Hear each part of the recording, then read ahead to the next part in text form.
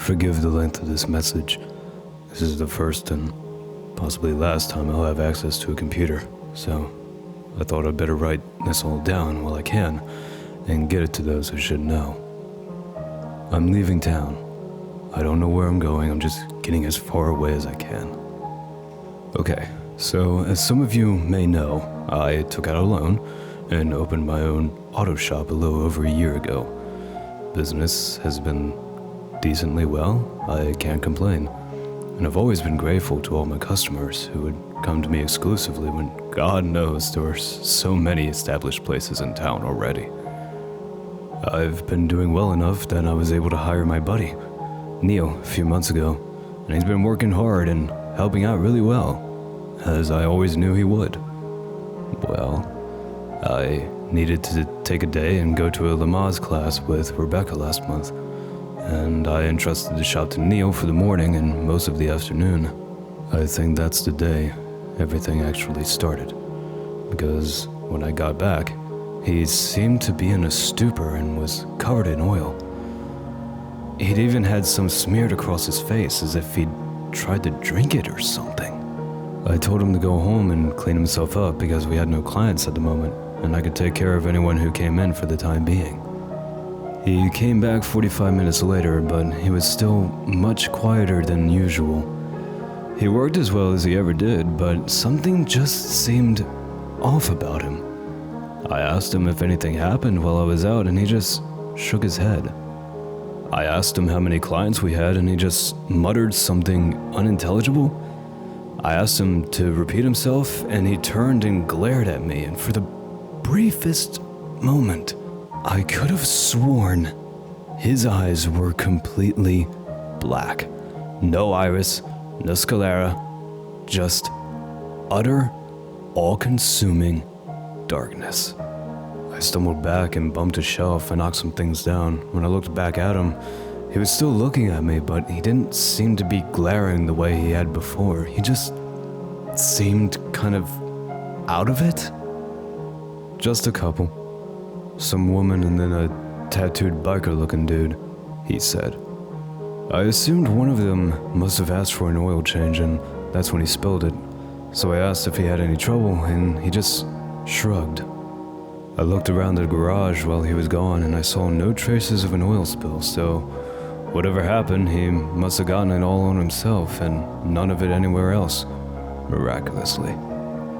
But he seemed reluctant to talk about it, so I didn't press the issue. And we worked throughout the day. That day and the next were relatively normal other than him still being awkward and quiet. I asked him if he'd like to go out and get us lunch while I attended the shop, and he said, sure. When he came back, I was busy doing a diagnostic for a client, so he put the food on the counter in the office to wait for me, and he went ahead and ate. I finished up with the customer. We'd have to keep her car overnight to figure out just why it kept dying on her. So I asked Neil to give her a ride home, and then I went to grab my food. He brought me some Chinese and an iced tea, so I opened the soy sauce packets to pour some on the food, and I noticed the strangest thing. It was like the soy sauce was a living thing somehow, spreading out like dozens of squirming, inky black maggots when it fell into the fried rice and burying itself inside. I took the fork and started to scoop out the rice to look deeper inside, and small smoky tendrils would rise from the rice occasionally and dissipate.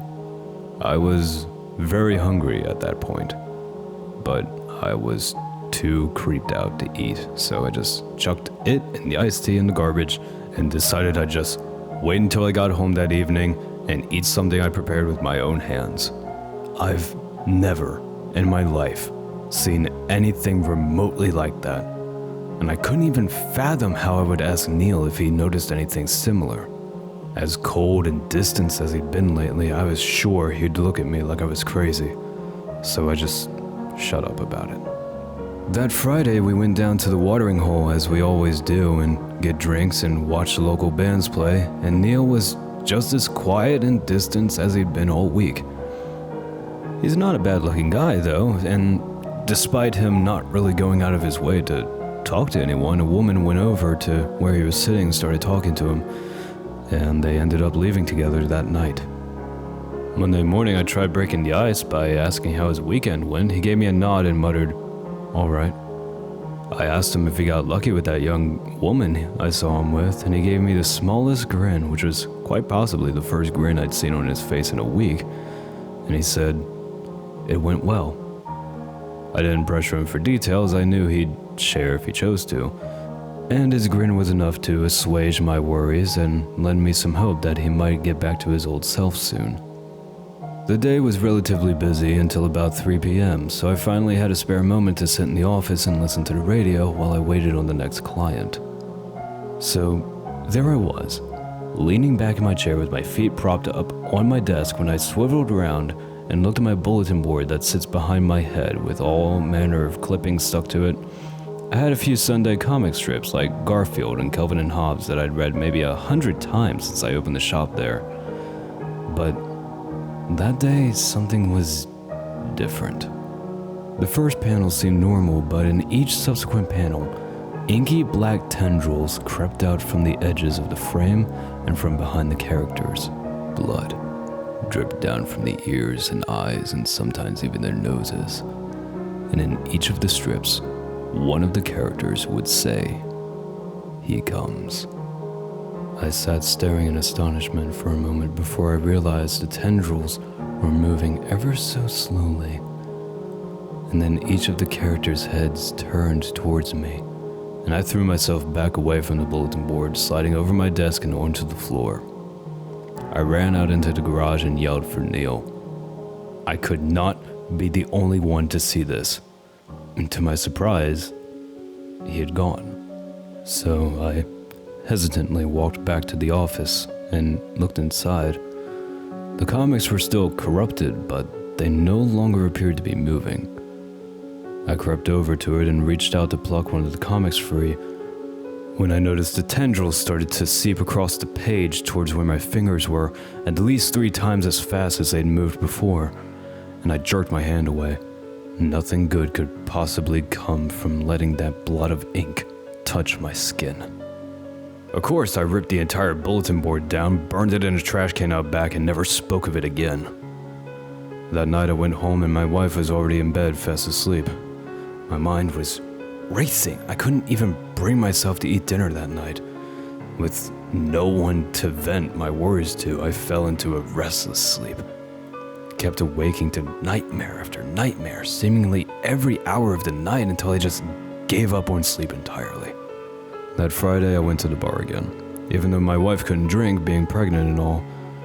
And Neil wasn't really fun to hang with anymore, and I couldn't reach any of my other friends. I thought I just needed to get a good buzz, and I'd start feeling better. After downing a couple beers, I went to the restroom when I noticed I was more inebriated than I thought, so I leaned over the sink to splash some water on my face, and that's when I heard it.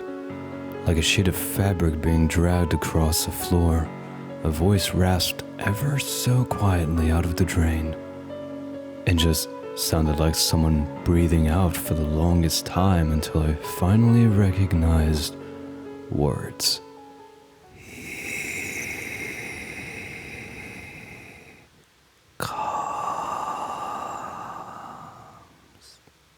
Cracks appeared in the porcelain, snaking out from the ring around the drain. At least they looked like cracks, but after a few seconds, they were the same tendrils of corruption I'd seen in the comics earlier that week, snaking their way slowly along. I stumbled backwards out of the bathroom door and right into someone's chest. I turned around and stared up into the pitch-black eyes of a 6.5-foot tattooed biker. I got away from him as quick as I could, and his evil, piercing gaze followed me as I retreated through the bar. It felt like a dream where whenever you're running for your life, it seems like you're running through quicksand. As I walked across the room, I noticed the biker wasn't the only one staring at me. It seemed like every pair of eyes in that place were focused on me, and more than half of those eyes appeared to be perfectly black. A few lips moved, and though I couldn't hear their voices over the sound of the jukebox, I could easily guess what they were saying. He comes. I didn't get any sleep that night. I haven't been getting much sleep for the past couple of weeks, actually, which I'm guessing those of you who've spoken to me recently could have guessed. I keep seeing those eyes staring at me. I'm afraid everyone I see will turn and whisper those words to me, staring deep into my soul with that glare. Every time I go near a sink or go to grab a bite to eat, I'm afraid I'll see those inky, snaking tendrils squiggling toward me. Even my wife has seemed cold and distant lately. Then tonight, as I'm driving home from work, struggling to keep my eyes open so I don't drift into oncoming traffic, my cell phone rang and it was Rebecca. She was on her way to the hospital to have her baby, and for the first time in 2 weeks, I was actually happy. She was in the labor room strapped to her monitor when I got there, watching for contractions. She barely noticed when I walked in, but didn't seem startled when I sat down beside her and grabbed her hand. I tried talking to her, but she was unresponsive, and I was so tired I didn't even realize I started to drift to sleep, until the nurses came to move her to the delivery room about half an hour later. I put on my scrubs and a hairnet and went in with her to hold her hand and coach her through like they taught us in that class, when she started cursing and screaming.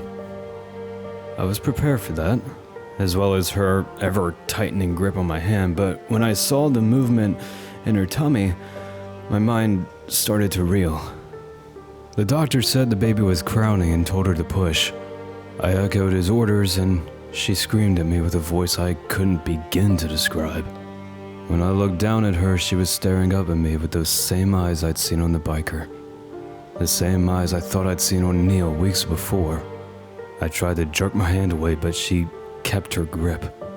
Black tar-like blood splashed the front of the doctor's scrubs, but he seemed to pay no heed. When I looked at her tummy again, black veins seemed to stand out beneath her skin, pulsating. She kept staring at me. She wasn't screaming anymore, just grinning, those obsidian eyes boring into me. To invoke the Nesperdian hive mind of chaos, she breathed in a raspy voice. He who waits behind the wall. The doctor continued as he stared down at the child, my child, laying silently cradled in his blood-stained hands. He looked up and raised the baby, and it was covered in oozing, inky black liquid, just like Neil a couple weeks prior. It didn't cry out, but it was alive, and it moved when he held it up. When its eyes opened, they were as black as my wife's, as black as the doctor's. In unison, they breathed his name, Zalgo. I ripped my hand free from my wife and tore out of the room, barreling into nurses passing in the corridor just outside. When I stood back up and looked back into the room, I could see the tendrils extend from the doctor and my newborn across the floor to where I stood. I turned and ran down the hall to the elevator and slammed my finger into the buttons. When I looked back, the tendrils had come into the hallway, but no one else seemed to notice until it slithered over their feet and up their legs, at which point they abruptly stopped, turned, and looked at me with those same obsidian eyes. I abandoned the elevator and broke into a panicked run for the stairs. I ran down 15 flights of stairs all the way to the lobby, tore ass out into the parking lot, hopped in my car and started driving. I didn't know where the fuck I was going, I just had to get the fuck away from there.